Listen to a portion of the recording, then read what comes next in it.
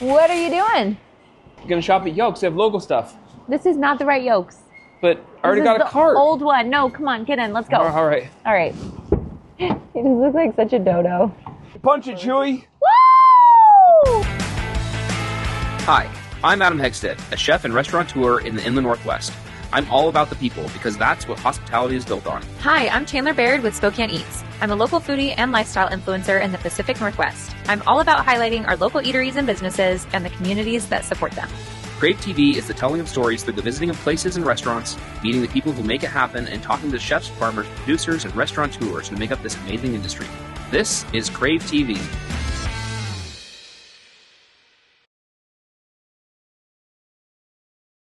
Welcome back to another episode of Crave TV. Today we're here in Airway Heights at the beautiful new Yoke's location, not to be confused with the old Yoke's location. Welcome. Hey, welcome to our newest Yokes. How are you guys? It's gorgeous, yeah, isn't it's it? beautiful.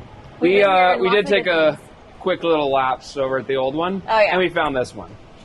It's It beautiful. happens. Can you show us around? Yeah, let's go. All right. Yeah, thanks for having Love us. the beautiful windows. Oh gosh, it's so nice, open and airy. Yes. We have a lot of local products in this store. If you guys want to go check it out, you can. Yeah, I think we do should. that. Let's go. Let's go All do right. it. Have fun, you guys. Thanks. Local coffee here, Cravens. Ah, Been there before? I haven't. Have you? No, but I have a little magic trick. Oh, okay. Grab the bag. Okay. Whoa! Whoa, we're at Cravens on Crave TV. Let's go see Simon. Let's go. Hey, how's it going? How did you get here? We use the magic beans. This is our son Adam, Yeah. Yeah, nice to one meet of the you. family business. Yeah. Cool. Thanks So for tell us what you have having going on over here. So this is our roasting bay, and what Michael just did is drop a batch of coffee from our 1940 Probat cast iron double wall drum roaster, which Yeah, is it where we smells roast amazing. most of our coffee, and then we have backup roasters as well. So Yeah. what's the benefit to having an old machine like that? Two things. The double wall cast iron drum is a very gentle application of the heat. Okay. So the coffee roasts really very evenly, and you can stretch out the roasting time without baking the coffee. The other thing we like is there's absolutely no technology attached to this piece of roasting equipment. Yeah. Everything is done literally by the senses. So it's literally it's the aromatics, it's the visuals, it's the audio of the beans as they expand and they crack. So An old school way of doing it? old school way of doing it. Yeah. Every roaster does it differently. Yeah. And that's almost the magic of it. And the consumer gets to choose what suits them, what suits their taste. And for you, each bean, you treat it differently, right? Depending on what variety it comes from, Yes, or yeah. what place in the world. Exactly. And really, once you get to our capacity, you really shouldn't be roasting the coffees individually. You should be blending them together, green, and roasting the blends. But this is how we started out, and it's just been the way we've always done it. Because to your point, Adam, every coffee's got a different moisture content. It's got a different bean size. It's got different density. And then as the coffee sits and rests and relaxes and degasses, it does change the way you roast it. Yeah. So individual origins get roasted individually, And then you're creating the blend and that then way. you're creating the blend from there. Yeah. We would love to try some. Can we go over to the tasting room? can, yeah. Okay, let's go. Do it.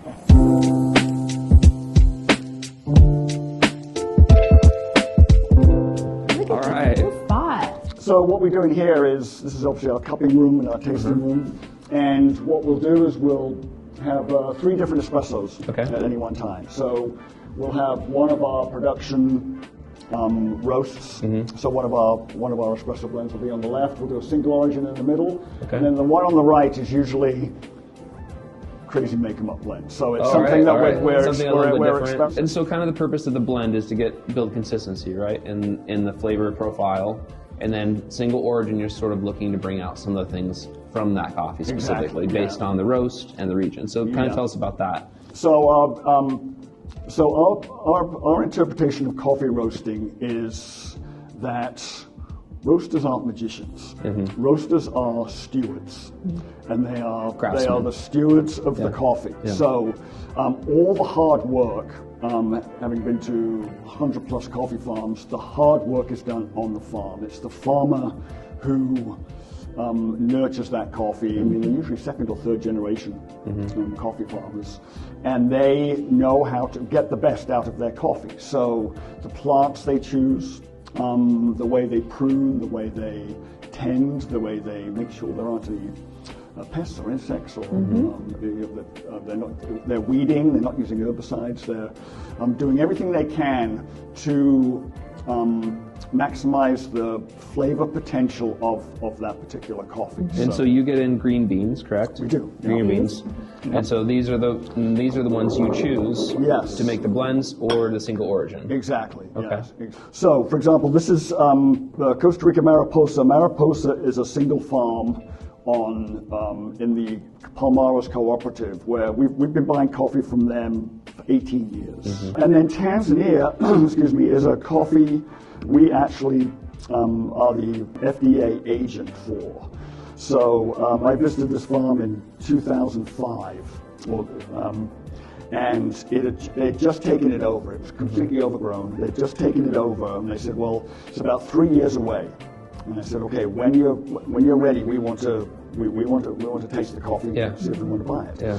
And what we do is in Tanzania, we buy their pea berries, and the pea berry is where the two beans don't separate. So how coffee grows is it's the seed or a pit of a cherry, as you know, and it's got a flat side and a curved side. And so what happens during the growth is that the two separate. Okay. And then after you peel off the skin, wash off the fruit, the two halves to the side. If they don't split, it's just a quirk in the growing process.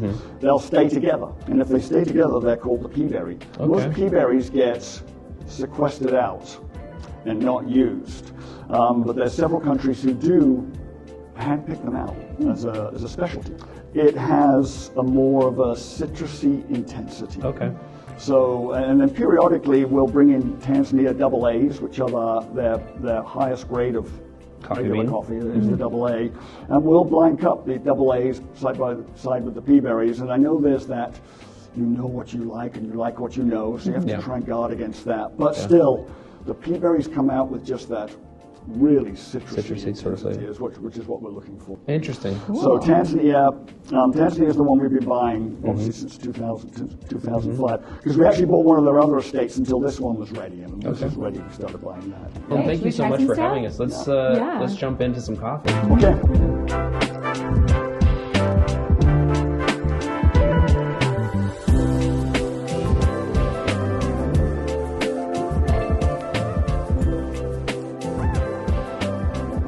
All right, cheers. Let's head back to Yoke. All right. The magical coffee. Oh my god, that was crazy. Yeah. That was wild. Now what? Now let's go check out the produce. All right. Catch us for more after the commercial break. Look at this beautiful produce. That's great produce. What should we pick out today? I think, have you been to Peirone's? No. That's where they get a lot of this. I have a Okay. magical mushroom right here. Are we going? Get on board. All right. Oh. Whoa. Well, we're here. How does that keep happening? It's just magic mushrooms. Good to see you guys here. How you doing? Welcome to Peirone Produce. Thanks for having us. Yeah, let's show you around. Yeah, we'd love to see it. Tell us a little bit about this place. Oh, it's about 12 years old, brand new building. Okay. There's all kinds of produce here. We move through about $150 million worth of produce every single year. Woo. That's quite a bit. And tell us about the sign. So our old office used to be downtown. And, we really wanted to keep a little bit with that. So we brought our old sign that used to be in front of the building down here. Yeah, that's cool. Iconic. Oh, yeah. That is so cool, yeah. Yep. Okay, and this is your warmer room? This is our warmer room. This is not that warm. It's not that warm. It's still pretty chilly, but we have 3 temperature zones here. This is the warmer one that we do tomatoes, onions, squash, and watermelons, all kinds of the things with harder shells on it. You guys do all kinds of mushrooms, obviously. Mushrooms, mushrooms. Bananas. Bananas. You show us the banana room. We heard about that. Yeah, we can head over to the banana room. Okay, let's do that. All right, sounds good.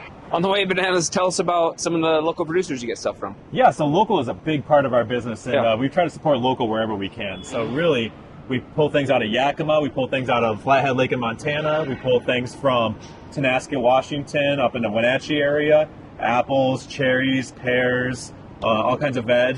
Everything we possibly can get local, because it just gives you better quality, gives you better price point, time on the road, Yeah. and you don't have to be crossing any borders, which takes a little bit of time too. So Well, and like keeping it local, I think it shows a little bit about the region, and obviously we're in a hotbed of growing. So Exactly. we have so many great things growing here. Yep. Why get them from other places? yeah, Washington, Idaho, and Montana are great places to grow product, and we might as well use that to our benefit. Yeah. Totally. And tell us about the Cosmic Crisp really quick. You said Yeah. it's your best seller. Cosmic Crisp are our best-selling apple, Yeah. and it's one of the newer varieties out of Washington State University. It was called WA30 at the very beginning of it, but it's really taken a hold, especially up here in the Pacific Northwest. The rest of the U.S. still has a little bit of time to get used to it, but it's a cross between a Cosmic Crisp and some other variety. Oh, they're so And good. They're delicious apples. They hold up all year long. And basically, if you're looking for a better priced version of a Honey Crisp, Cosmic Crisp for your apple. Yep. Well, and I've heard it took like 30 years or something for it to like get Yes. developed into actual apple. Yeah, which yeah, is they, crazy. yeah, pears and apples. They always say you plant pears for your heirs, and you plant apples usually take about 5 years to start growing off a tree. So Yeah, that's it wild. takes a little bit of time. Yeah. Okay, let's go see those Let's go check it bananas. out. Sounds great. So we have 9 banana rooms. We do about 1 load a day. Okay. And so these bananas that are in here, they come in all green and basically like a cucumber. Okay. So if you slice one open, there's starch coming out of it. You're going to eat it. It's going to dry out your mouth right away. Yeah. What we have to do is we have to ripen those bananas. Okay. How do you do that? So they start out in Costa Rica or wherever we're getting them from at the time. It's about a 21-day trip to get from where they pick them, throw them over their shoulder, out to here, and out to the stores. Wow. 21 days all the way throughout for wow. those 49 cents, 59 cents a pound bananas, that's which is crazy. amazing. Yeah. Yeah. So what we do is we put them in these banana rooms and have airflow, temperature, humidity, and it ripens the bananas to the point in time where they're edible. It takes about 4 to 5 days to do that. If you get really, really in a rush, it'll take about 2 days. But to get the ripe bananas that you see at your store with the right quality and the right consistency, it takes about 5 days to ripen. Okay. And you use like the So- same gas that comes from tomatoes. Yeah, right? basically it's the natural gas that emits off a tomato. It's called ethylene gas. Okay. And you use that to ripen any fruit or vegetable. Bananas are just a perfect example of that, but they also do that with avocados. Basically, like if a pepper is too green, they'll put it beside a tomato and it'll crazy. color it up the rest of the way. Okay, you guys How get come that at they home? don't just put tomatoes in here and then Nope. everything? It's the tomato gas. It's the gas that comes off of a tomato. Yeah. But if you store tomatoes next to bananas, would they If ripen? you do, it'll actually. It depends on what you're doing. If they are green, yes, it'll ripen. But if they are already yellow, they will turn them brown with sugar spots. It quickens okay. the ripening process for almost everything. Interesting. Gotcha. So Yep. if you're not turbo ripening it here, Yep. how long would it take for the banana to ripen on its own? It won't ever ripen. It won't Oh, ever really? It will ever. ripen. It never ripens all by itself. So, Yep. so And they have to- unless it's hanging from a tree, it can tree ripen. Okay. But if very you cut it, interesting. because in order for it to It'll just transport stay on a green. boat, Yeah. it has to stay green. Yeah. Oh, interesting. Yep. I guess Okay. tomatoes are kind of like that too, right? Because they'll stay green. They'll stay Unless- green if you unless pick they, it too like- early. Yep. Yeah. But Yeah. tomatoes will naturally ripen by themselves to Yeah. a certain extent. Okay. It really just all depends on what you're doing with it. Interesting. Yep. And how come when we bring them home, if we buy them at the store, they're green, we bring them home, Yep. they start to ripen? How Good. come they continue the process? It's because they've already been introduced to ethylene gas, so it's still in the skin. Still in there. It's Yep. still ripening it slowly. Exactly. Okay. Yep. So ethylene gas is great for ripening stuff. Yeah. You don't want it anywhere else in the building. Ah. So So you keep it in these little bays. we keep it in these little bays, Ready to go. or in the warm room. Everywhere else, we have ethylene scrubbers that takes the ethylene out of the air, so there's no ethylene left in any of those other bays. Wow, that's very And interesting. this doesn't affect humans at all, right? This does not. It's perfectly Okay. healthy for humans. You can go Okay. and sniff a tomato; it's the same exact thing. Yeah, yeah. Yep. It almost smells like tomatoes a little bit. It kinda A little does. bit of essence or something. You can smell the gases Yeah. for sure. Oh yeah. And then you have organic and Organic and conventional ripen at the Conventional. same time with Okay. the same stuff. Yep. It's Yeah. all picked at the same type of area. And actually, an interesting fact: do you know what bananas are? Do you think they're a tree, like a banana tree? yeah. It's actually a bush. Really? Oh, It's it a is? one-use bush. Oh, Yep. weird. Yep. So you harvest it once, and then you have to take it out. But it's considered. It's kind of like an herb more than anything. Oh, that's so Wow. interesting. Yep. Yeah, I can't believe how affordable they are for Oh, the yes. whole process and For all- everything that goes into it. Yeah, for That's all the incredible. labor and the transportation and everything like Yeah. that. Yeah. The banana countries have done a really, really good job of keeping their costs Yeah. low, so we Yes. can get it to the customers amazing. with a good Love quality. Well, thank you so much for having us, showing us around. It's very cool. Yep, Yeah. Now I we gotta appreciate head, it. Back to you. Back to Yoke. Now I want a banana. Ready? Oh, And we're whoa. I can't believe we keep doing that. That was pretty fun, though. Wild. Join us after the commercial break for more Crave TV. And then we have all of our Franz bread. The big one? Let's do it. Do your thing, I guess. All Okay, right, you ready? Oh! Wow. We're That was here. crazy. We're here at Franz, Yeah, just like we are. that. Hi, welcome to Franz. Hey, how you doing? Doing well. Good. You want to show us around, show us what's going on here? Absolutely. My name's Jim. I'm the operations manager. Okay. I've been here since 2003. Okay. We make bread, buns, and rolls in this facility. Okay. So it's a process, right? It Yeah. starts with mixing. So as if you leak out back that way, we have 2,000-pound mixers. Our doughs will be about 1,500 pounds. One dough of buns will make approximately 1,100 packages of hamburger buns. Oh my One gosh. dough of bread will make about 800 loaves of bread. Okay, so it goes from the mixer, and then the baking area back there, correct? So from the mixer, we go to the makeup area, and that's where we shape the loaves or we shape the buns. Okay. From there, we go to the proofing stage, where the raw product will proof up to the desired height that we're after. After that, we will go to the oven, and we will bake. Most of our products bake for about 20 minutes. Okay. After the oven, the product comes out and goes through the depanner. Yeah. And what the depanner does is it takes the product out of the pan. How does it do that? Well, it's like a great big wheel with a rubber belt around that wheel, and on that is suction cups. And there's a vacuum that sucks the product out of the pans and deposits it onto the cooler, where it will cool for a set amount of time before it comes down to wraps, and we can wrap the product. Yeah, can you kind of show us, That is a great show us around a invention. little bit here? So we have the belts up here, and this is what you're talking about, the cooling area? Absolutely. So this is the cooling area, where we will hold up to, this is like about 2.5 miles of chain. Really? Where we will hold an hour's worth of product, which is about 7,200 loaves of bread. Okay, so Does it go all the suction way cups? around? It does. So it'll Oh go my gosh, around, yeah. and it'll work its way down from level to level before it comes Wow. down and goes underneath our metal detectors before it goes to the wrapping area. Wow. Why is it going under metal detectors? Because we want to make Just sure in that we case. keep everybody safe. Oh and my that is the gosh, number one yeah, thing yeah, we yeah. can hurt people with is metal. Okay. Wow. And so once it's gone around the 2 miles, it's cooled and it's perfect, ready to package? Ready for slicing and packaging. Yep. Okay. So then you slice here. We do. So this is where we will, this is the bun makeup area. Ah. So here we have separate lanes where we can determine package counts, how many pieces per package. Once that's been determined, the product will be released and go through the slicers where we can slice it. We can do a slab slice for your typical hamburger buns, or we can do a hinge slice for your hot dog buns. So when you open your hot dog, Oh, it's yeah, held yeah. together so you can fill it up with all those good goodies, right? Yeah. Cool. And how long does it take to cool? Like, how long is that process? Absolutely. So buns, smaller product, takes about 20 minutes to cool. Wow. Bread, being a bigger mass of Yeah. product, takes about an hour to cool. Wow. And then you're making it here. How quickly is it getting to stores? It's to the stores within about 12, 14 hours. Oh, that's pretty fast. Incredible. Yeah. Fresh as you Just can depending get. on what it- yep. Supermarket. Yeah. Yep. Very cool. And then products you're making, so you have your white breads, you have your buns, your hot dog buns. Yep, bread, buns, and rolls. So this is our signature loaf. This is the Franz Big White. Okay. We do a lot of premium and private label hot dog buns and hamburger buns. Specialty products for various restaurants. Yeah, how many Okay. different Oh, products wow. do you actually make here? Oh my gosh. So it could go on and on. So we have about 8 different varieties of bread between round top breads, 2-pound basket loaves, round loaves of bread. There's various others. Yeah, it's quite a bit. Dinner rolls, hamburger buns, hot dog buns. So quite a bit. So we actually didn't start in this facility. Okay. The story is Franz bought Snyder's back in 1978. Snyder's was located in Yakima, Washington. As that business grew, we needed a bigger facility. So they bought this product from Silver Got it. Loaf, which is part of the IBC Corporation. So Snyder's came here in 1981. We operated under the Snyder's name, under the Franz umbrella, until about 2007, and then we officially became Franz at this facility. Okay. It's amazing. So cool. Well, should we go sample some stuff? I can't hang on to the smell any longer. We need to try it. Oh, absolutely, Okay, absolutely. yeah.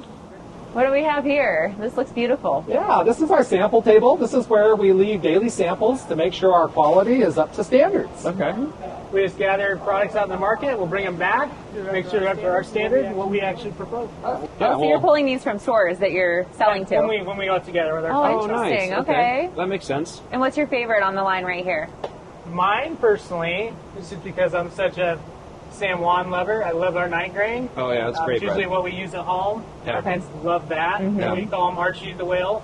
Oh, cute, cute. And you have like a whole area where your employees can just take home bread, right? Absolutely, absolutely. That's amazing. Yes. I mean, if you work in a bakery. You have to be able to bring home Yeah, fresh yeah. products. What's your right? favorite, Jim? My favorite are the onion buns. Uh-huh. After 21 years working in this facility, that is the one smell that still just Still love it? warms Yeah. me up. You get Would pumped. would you like to try some? Yeah, let's do it. Absolutely. So these were just baked last night. Ooh. I will give you the pleasure of opening the package Oh, do it. Okay. Do it. and help yourself. Dun, dun, dun. All right. You guys ever had a beef and cheddar Yeah. from Arby's? Oh, yeah. That's it? Is that what this is on it? That's the bun. Really? Is that just like our local Arby's? It's the ones we have in our community, yeah. That is sweet. And so how far far is the bakeries? Like, are you guys just Northwest? Are you across the United States, across the world? Tell us about that a little bit. Franz is Northwest. We have bakeries all the way in California, Los Angeles, and as Okay. far north as Anchorage, Alaska, and as far east as Billings, Montana. Okay. Wow. Yeah. But Right is this home base right here? This is home base Okay. for the Spokane division, yeah. Gotcha. Home base for Franz is in Portland, Oregon. That was established in 1906, believe it or not. And so where does, like, you guys do sweet stuff too, right? Yeah. Oh, yeah. Yeah. So we have a new limited time only donut. It's out of this world. So Where it's are called our those? Neapolitan donut. Where can we Neapolitan- find one? In the grocery stores. Okay. But they have like this chocolate outside. Yeah. But the inside's filled with that strawberry jelly. So you get the chocolate, the vanilla, and the strawberry all in one. Oh, we're going to find those for sure. And they're at Kroger's, right? They're at Fred Meyer, they're Meyer. at Yoke's, they're at Safeway, Albertsons. The Yokes, we got to find them at Yokes. We're finding that. Yeah, we're going back to We're Yoke's in going just a back via our big loaf. Yeah. Yeah. So what do you think?